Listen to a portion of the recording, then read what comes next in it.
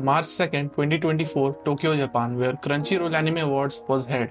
And here Jujutsu Kaisen Season 2 was crowned as the Anime of the Year award, by which the audience was sort of dissatisfied and they expressed their views on Twitter saying Villain Saga got robbed, how it was not even one of the best of the year, yet it won, and the most used phrase was, which is that how Jujutsu Kaisen Season 2 just had action and nothing else. So that's where things get a bit complicated.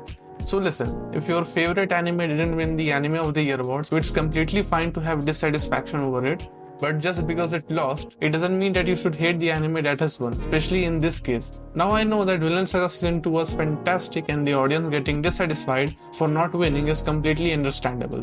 But it's not like that Jujutsu Kaisen Season 2 was bad or average. For me, it was equally good or great as Vinland Saga. As Vinland Saga is popular for its philosophies and the depth it possesses, in a similar manner, Jujutsu Kaisen Season 2 also had depth, serious character development, emotions, and many things you can think of, including action. So the criticism from fans saying that it's just an action anime, from my point of view, is completely wrong. And in this video, I'll explain how Jujutsu Kaisen Season 2 was not just about fight scenes, but something more. So let's begin. Gojo and Geto. These two dynamic and powerful friends, both of them were one of the strongest sorcerers in Jujutsu High in their time.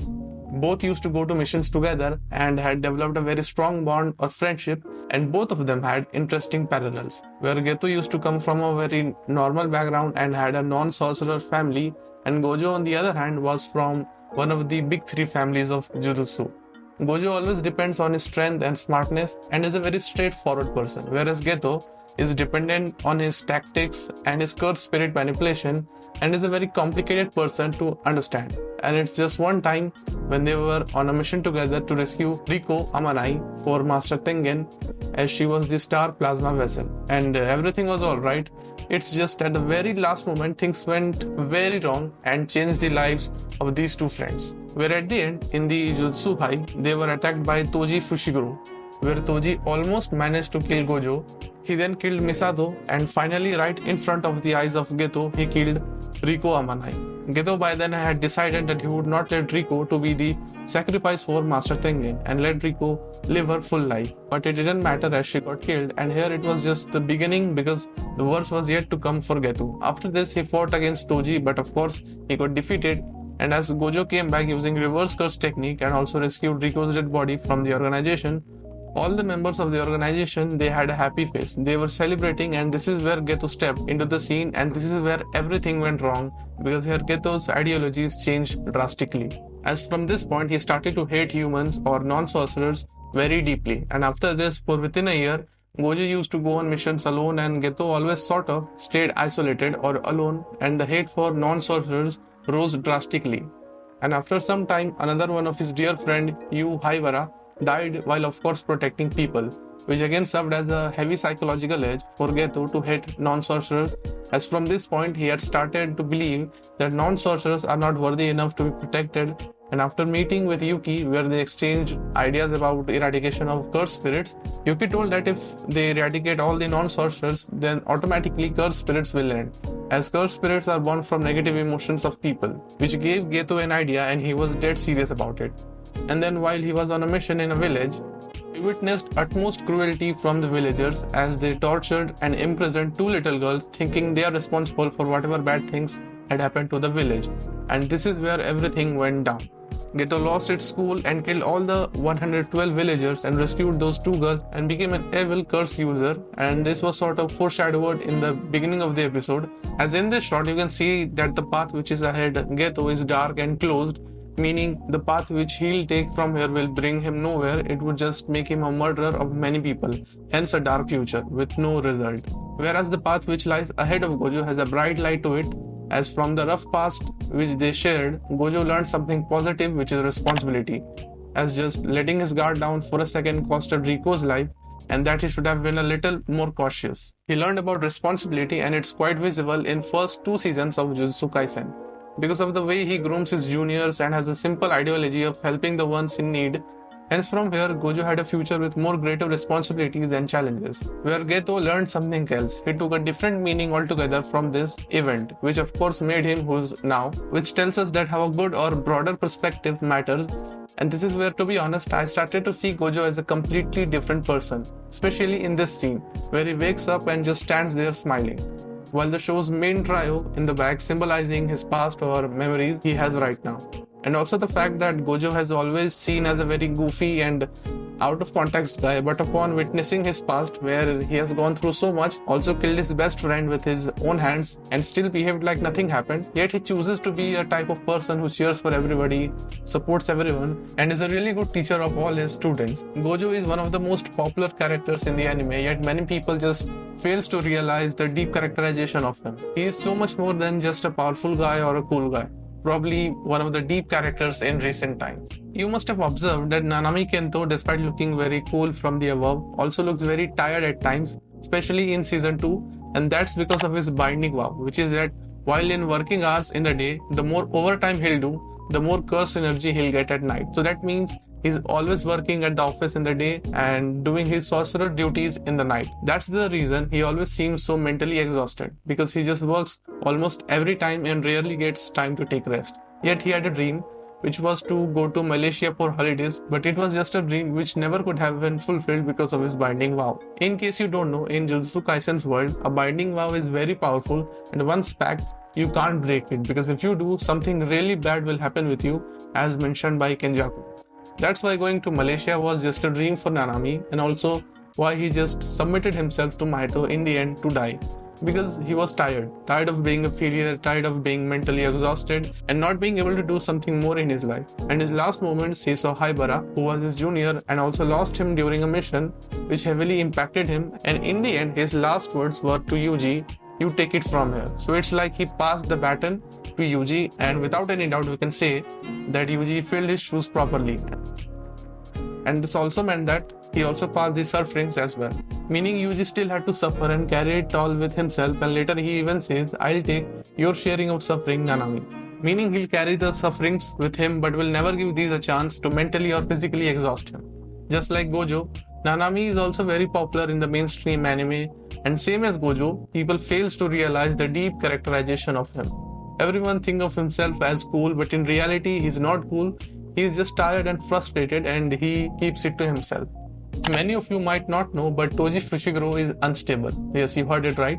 I mean, he could have easily robbed a bank but decided to traumatize a bunch of teenagers, and the second he got resurrected, he started fighting anyone in Shibuya. So yeah, he was unstable, but after meeting with Megumi's mother, he became calm and normal, but Megumi's mother shortly died after giving birth to Megumi, which again brought Toji back to the state. But he remarried, and the women already had a child, Sumiki.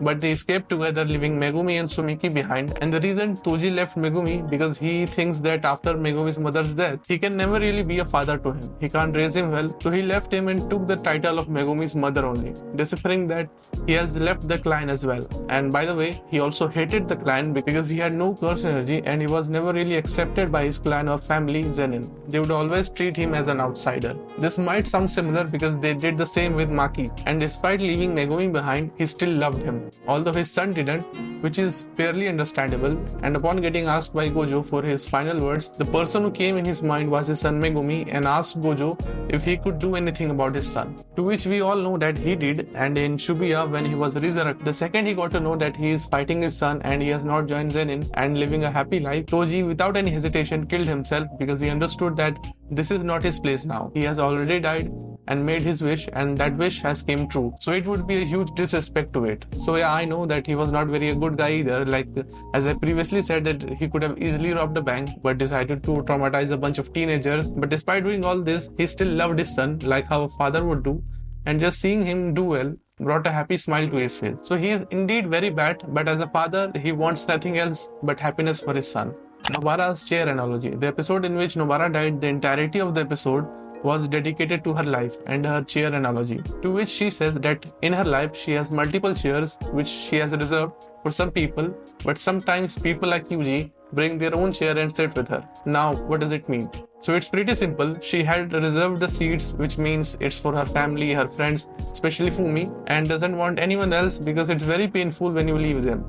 But then there are people like Yuji, Megumi, and even Gojo who brings their own chair and sit with her, meaning they just crashes into her life and somewhat make it better and wholesome, even though she didn't wanted it initially, but accepted it nonetheless. I mean, that's how friends are made, right? You just crashes into each other randomly and become buddies for life. So Nobara's chair analogy is not something very deep, rather it's a very wholesome metaphor of hers, especially to a character like Nobara, who from the above might seem selfish or egoistic, but from the inside, she has some very deep morals with her, which make her such an interesting character. Itadori Yuji. Now, of course, the major highlight of the Shibuya arc, Yuji's character development. This is the type of development you don't see very often these days, like he was a boy when he went inside Shibuya, and when he came out, he was a man. Upon witnessing deaths of people like Nobara and Nanami who were very close to him, he completely broke down and almost felt like he had given up. But in Todo, his brother came and said that we are the exception, meaning everyone's life works the way it should work except the sorcerers, whose everyday job is to either kill the cursed spirits or to get killed by the cursed spirits. There's nothing in between. So regretting over the fact that your comrades has died will bring nothing but suffering to you. This speech just brought a spark in Yuji, and he got up to his feet and fought bravely against Mahito and defeated him, and he had a very interesting dynamics with Mahito this season, where Mahito said, "You and me are the same." 2 weeks later, when Yuji made Mahito shit in his pants, even he agreed with it and said to Mahito that yes, I agree, you and me are the same. So what does that mean? It basically meant parallels between a curse and a sorcerer, which is that a curse without having any second thought will kill humans and also the sorcerers, the same way a sorcerer would defend humans and kill the curses without any second thought. So the line "you and me are the same" symbolizes this parallel between Mahito and Yuji, or the curses and sorcerers in general, where initially Yuji didn't really accept it, but after witnessing the cruelty of Mahito, he accepted it and now had insane amount of hatred for curses, and to be this tough, he sure had to lose his comrades, but at the expense, he became a man from a boy. He got to know what a sorcerer's responsibilities are and how to fulfill them. Jujutsu Kaisen still have quite a few more aspects like this, which makes this show such an interesting watch, and the season 2 winning the Anime of the Year award is completely understandable, as both Vinland Saga and Jujutsu Kaisen were on the same level for me, so either of them winning was a win-win situation. Now, as I said earlier, that your favorite series not winning and having frustration over it is completely understandable, but hating the other anime with such derogatory comments while it is equally good is very wrong, to be honest. Anyways, this is it from this video. Hope that now you have learned that Jujutsu Kaisen is not just an action anime, it's something a lot more. And if you're confused regarding curse energy, the power system of Jujutsu Kaisen, then you can check out this video. I've explained everything about curse energy and its 16 types in detail. Thank you.